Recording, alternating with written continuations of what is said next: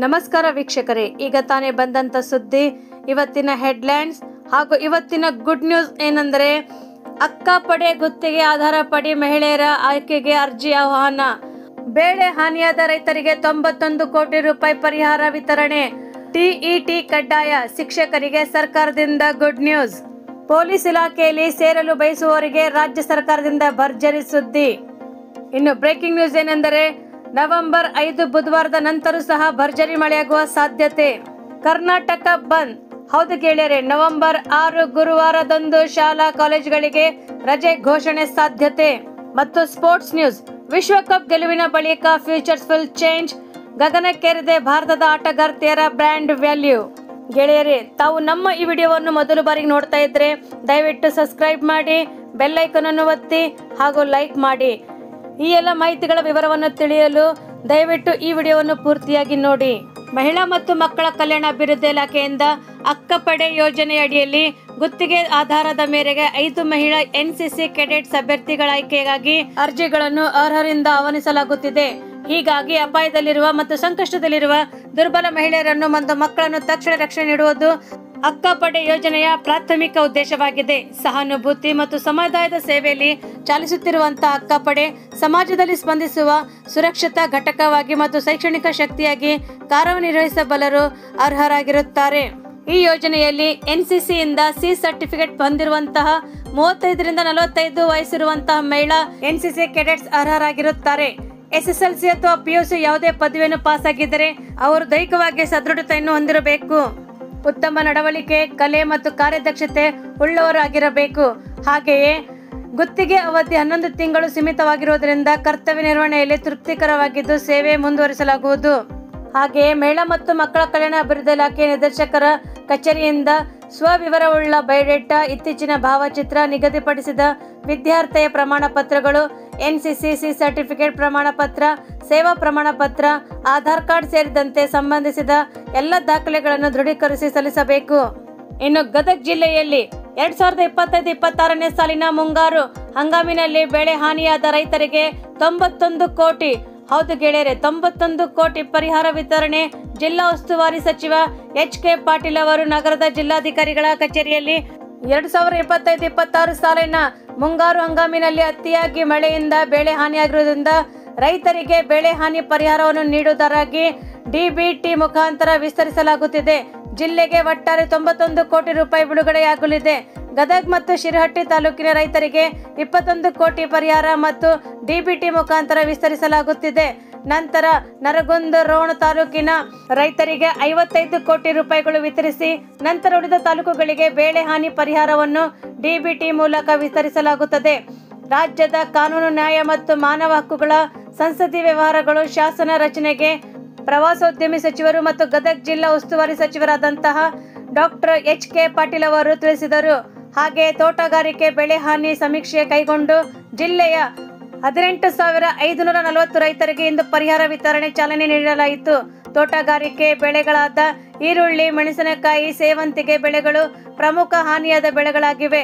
ಅದರಂತೆ ಕೃಷಿ ಬೆಳೆದಾಗ ಹೆಸರು, ಜೋಳ, ಶೇಂಗಾ ಹಾನಿಯಾದ ಪ್ರಮುಖ ಬೆಳೆಗಳಾಗಿವೆ. ಇನ್ನು ಶಿಕ್ಷಕರ ಅರ್ಹತಾ ಪರೀಕ್ಷೆ TET ಕಡ್ಡಾಯಗೊಳಿಸುವುದರಿಂದ ಸುಪ್ರೀಂ ಕೋರ್ಟ್ ತೀರ್ಪಿಗೆ ಕರ್ನಾಟಕ ಹಲವು ಶಿಕ್ಷಕರು, ಶಿಕ್ಷಣ ತಜ್ಞರು ಅಸಮಾಧಾನ ವ್ಯಕ್ತಪಡಿಸಿದರು. ಈ ಕುರಿತು ರಾಜ್ಯದಲ್ಲಿ ಚರ್ಚೆಗಳು ನಡೆಯುತ್ತಿತ್ತು. ಬಡ್ತಿ ಹಾಗೂ ಸೇವೆ ಮುಂದುವರಿಕೆ, ಶಿಕ್ಷಕರು ಅರ್ಹತಾ ಪರೀಕ್ಷೆ TET ಕಡ್ಡಾಯಗೊಳಿಸುವುದರಿಂದ ಸುಪ್ರೀಂ ಕೋರ್ಟ್ ತೀರ್ಪನ್ನು ಕರ್ನಾಟಕದಲ್ಲಿ ಜಾರಿ ಮಾಡಬಾರದೆಂದು ಪ್ರಾಥಮಿಕ ಶಾಲಾ ಶಿಕ್ಷಕರ ಸಂಘವು ಆಗ್ರಹಿಸಿತು. ಅಲ್ಲದೆ ತೀರ್ಪಿನ ವಿರುದ್ಧ ಮೇಲ್ಮನವಿ ಸಲ್ಲಿಸಬೇಕೆಂದು ಸರ್ಕಾರವನ್ನು ಒತ್ತಾಯಿಸಲಾಯಿತು. ಹಾಗಾಗಿ ಕರ್ನಾಟಕ ಸರ್ಕಾರ ಶಿಕ್ಷಕರಿಗೆ ಸಿಹಿ ಸುದ್ದಿ ನೀಡಿದೆ. ಈ ಕುರಿತು ಕರ್ನಾಟಕ ರಾಜ್ಯ ಪ್ರಾಥಮಿಕ ಶಾಲಾ ಶಿಕ್ಷಕರ ಸಂಘ ಬೆಂಗಳೂರು ಮಾಹಿತಿ ಇದರಿಂದ ನೀಡಿದೆ. ರಾಜ್ಯದ ಮುಖ್ಯಮಂತ್ರಿಗಳಾದ CM ಸಿದ್ದರಾಮಯ್ಯ ಅವರು, DCM DK ಶಿವಕುಮಾರ್ ಅವರು, ಕಾನೂನು ಸಚಿವ HK ಪಾಟೀಲ್ ಅವರು ಮತ್ತು ಶಿಕ್ಷಣ ಸಚಿವ ಮಧು ಬಂಗಾರಪ್ಪಗೆ ಸಂಘ ಧನ್ಯವಾದಗಳನ್ನು ತಿಳಿಸಿದೆ. ತರಬೇತಿಯನ್ನು ಪಡೆದಂತಹ ಶಿಕ್ಷಕರಾಗಲಿ ಸೇವಾ ಪೂರ್ವ ತರಬೇತಿಯನ್ನು ಪೂರ್ಣಗೊಳಿಸಿದ ನಂತರ ಈಗ ಶಿಕ್ಷಕರಿಗೆ TET ಕಡ್ಡಾಯಗೊಳಿಸುವುದು ಎಷ್ಟು ಸರಿ ಎಂದು ಸರ್ಕಾರವನ್ನು ಪ್ರಶ್ನಿಸಲಾಯಿತು. ಹಾಗಾಗಿ ಹಲವು ವರ್ಷಗಳಿಂದ ವೃತ್ತಿಯಲ್ಲಿರುವಂತಹ ಹಿತಾಸಕ್ತಿಗಳಿಗೆ ಇದು ಧಕ್ಕೆ ಉಂಟು ಮಾಡುತ್ತದೆ ಎಂದು ಸರ್ಕಾರದ ಗಮನ ಸೆಳೆಯಲಾಯಿತು. ಇನ್ನು ಅಂತಾರಾಷ್ಟ್ರೀಯ ಕ್ರೀಡಾಕೂಟಗಳಲ್ಲಿ ಪದಕ ವಿಜೇತ ಪಟುಗಳಿಗೆ ಪೊಲೀಸ್ ಇಲಾಖೆಯಲ್ಲಿ ನೇರ ನೇಮಕಾತಿ ಮಾಡಿಕೊಳ್ಳಲು ರಾಜ್ಯ ಸರ್ಕಾರವು ನಿರ್ಧರಿಸಿದೆ. ಹಾಗಾಗಿ ಪೊಲೀಸ್ ಇಲಾಖೆಯಲ್ಲಿ 3% ಹುದ್ದೆಗಳು ಮತ್ತು ಇತರೆ ಇಲಾಖೆಗಳಲ್ಲಿ 2% ಹುದ್ದೆಗಳು ಒದಗಿಸಲಾಗುತ್ತಿದೆ ಎಂದು ಮುಖ್ಯಮಂತ್ರಿಗಳಾದ ಸಿಎಂ ಸಿದ್ದರಾಮಯ್ಯರವರು ತಿಳಿಸಿದ್ದಾರೆ. ಹಾಗಾಗಿ ಒಟ್ಟು 8,500 ಪೊಲೀಸ್ ಪೇದೆ ಹುದ್ದೆಗಳಿಗೆ ಶೀಘ್ರ ನೇಮಕ. ಕರ್ನಾಟಕ ರಾಜ್ಯದ ಪೊಲೀಸ್ ಇಲಾಖೆಯಲ್ಲಿ ಪೊಲೀಸ್ ಪೇದೆ ನೇಮಕಕ್ಕೆ ಸಿಎಂ ಸಿದ್ದರಾಮಯ್ಯ ಅವರು ಅನುಮತಿ ನೀಡಿದ್ದಾರೆ ಎಂದು ಗೃಹ ಸಚಿವ ಡಾಕ್ಟರ್ ಶ್ರೀ ಪರಮೇಶ್ವರ್ ಅವರು ಹೇಳಿದ್ದಾರೆ. ರಾಜ್ಯದಲ್ಲಿ 8,500 ಪೊಲೀಸರ ಪೇದೆ ನೇಮಕಕ್ಕೆ ಸಿಎಂ ಸಿದ್ದರಾಮಯ್ಯ ಅವರು ಅನುಮತಿ ಕೊಟ್ಟಿದ್ದು, ಬಹಳ ಬೇಗ ನೇಮಕಾತಿ ಅಧಿಸೂಚನೆ ಬಿಡುಗಡೆ ಮಾಡಲಾಗುತ್ತದೆ ಎಂದು ತಿಳಿಸಿದರು. ಸದ್ಯ ರಾಜ್ಯದಲ್ಲಿ ಪೇದೆ ಮತ್ತು PSI ನೇಮಕಾತಿ ಮಾಡಲು ಮುಖ್ಯಮಂತ್ರಿಗಳು ಅನುಮತಿ ನೀಡಿದ್ದಾರೆ. KSRCP, CAR, ಸಿವಿಲ್ ಸೇರಿದಂತೆ ಸುಮಾರು 16,000 ಪೊಲೀಸ್ ಪೇದೆ ಹುದ್ದೆಗಳು ಖಾಲಿ ಇವೆ. ಹಾಗಾಗಿ 8,500 ಹುದ್ದೆಗಳು ಭರ್ತಿ ಮಾಡಲಾಗುತ್ತಿದೆ. ಇನ್ನು ರಾಜ್ಯದಲ್ಲಿ ಬಿಡುವು ಕೊಟ್ಟಿದ್ದಂತಹ ಮಳೆರಾಯ ದಿಢೀರ್ ಅಂತೇಳಿ ಮತ್ತೆ ಆಗಮನ ಸಿದ್ಧವಾಗಿದ್ದಾನೆ. ನವೆಂಬರ್ ತಿಂಗಳ ಮಳೆ ಕಡಿಮೆಯಾಗಿದ್ದು ಸಹ ವರದಿ ನೀಡಿದ ಹವಾಮಾನ ಇಲಾಖೆ ಇದೀಗ ಮತ್ತೆ ರಾಜ್ಯದಲ್ಲಿ ಮಳೆ ಅಲರ್ಟ್ ಅನ್ನು ಘೋಷಿಸಿದೆ.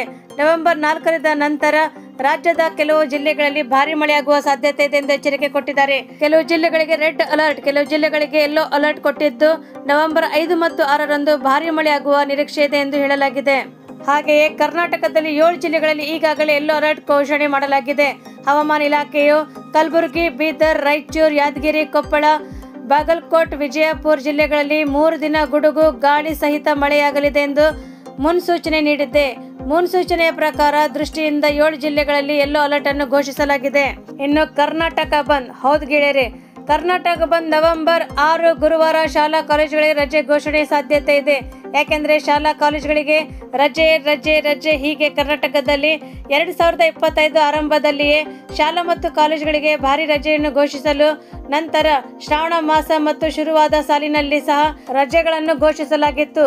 ಹಾಗಾಗಿ ಕರ್ನಾಟಕದ ಶಾಲಾ ಮತ್ತು ಕಾಲೇಜುಗಳ ವಿದ್ಯಾರ್ಥಿಗಳಿಗೆ ಕರ್ನಾಟಕ ಬಂದ್ ನವೆಂಬರ್ 6 ಗುರುವಾರ ಶಾಲಾ ಕಾಲೇಜುಗಳಿಗೆ ರಜೆ ಘೋಷಣೆ ಸಾಧ್ಯತೆ ಇದೆ.